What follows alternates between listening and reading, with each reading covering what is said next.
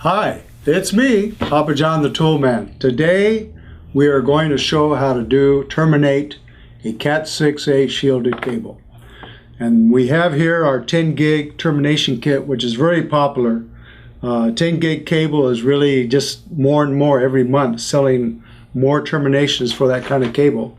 And inside it comes with the basics that you need to do this connector, Cat6A for shielded.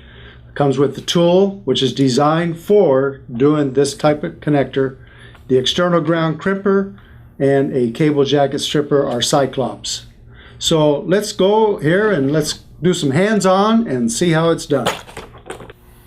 Okay, so I've finished combing out my kinks, laying out my pairing, and let's see, this is orange, white, orange, so we'll start doing, I'm going to do the B.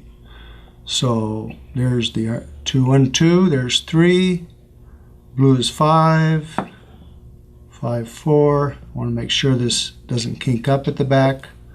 I'm going to bring this around, keeping the back clean. And then green and brown, white, brown. So now it's all clean, no kinks. Side by side, we're going to put the bar on, so before we do that we need to do a nice clean cut in the front, and the bar can only go on one way. The open end goes on toward the conductors. Now as you put these on, or put the bar on, don't force it. It goes in easy in the back, but now it's going to do a stagger, so just sort of rock it and see how it slides on, and it's a stagger. Got 4 upper, 4 lower.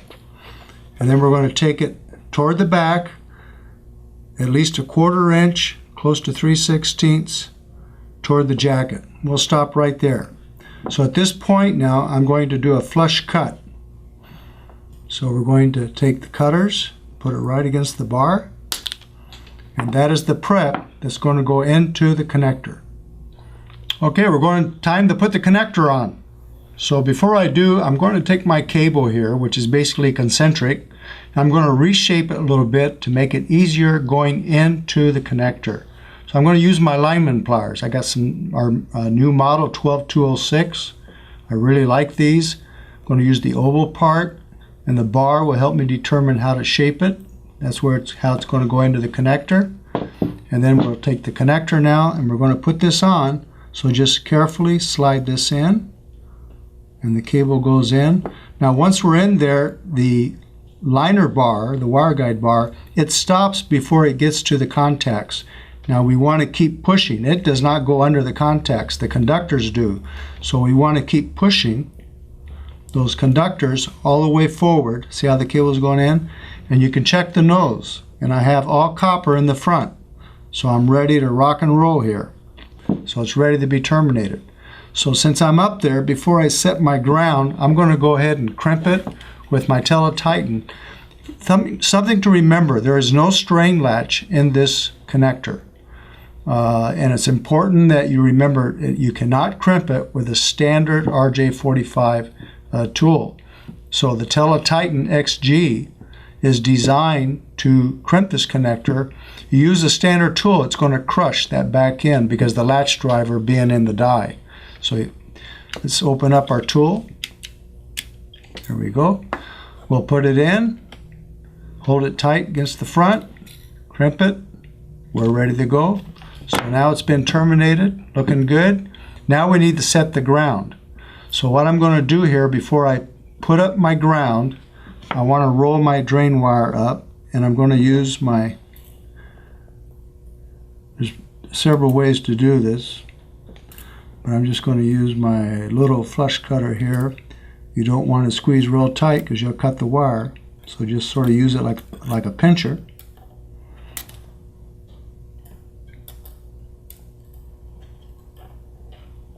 There we go. Now I'm going to bring that ground up. So what I want to do is hold the connector with this one, or my thumb, I'm sorry, and let's squeeze that ground up. And then I'm going to take use my bit here and roll over the. Now it's ready to be crimped.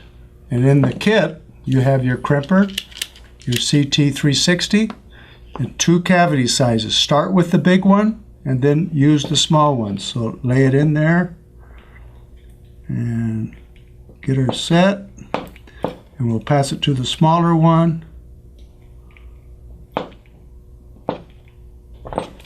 And that's a pretty good crimp. So we're ready to roll. And I should have put this on first, but I'm going to cheat here. We have a short cable, but we have oversized boots for different big cables. Makes a real nice finish.